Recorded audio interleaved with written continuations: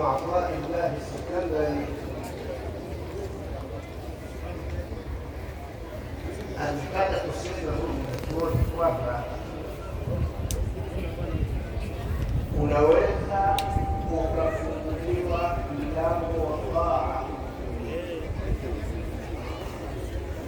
lakini usifunguliwe mlango wa kaburi.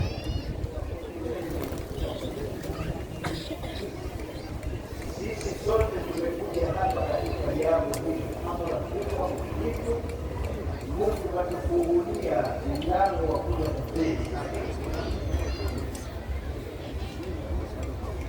Sasa tuchukue tahadhari katika taa yetu, tukafungiwa mlango wa kaburi. Ni jambo linalopelekea sana kufungiwa milango ya kaburi. Ni msimamo wako. Msimamo wetu ni upi kwa watu wenzetu? Inawezekana unaswali, unafunga, na ukipata chance pewa asisi ya kwenda hija kwenda,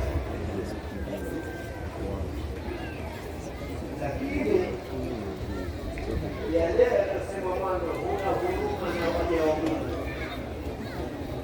huna upendo na waja wa Mungu.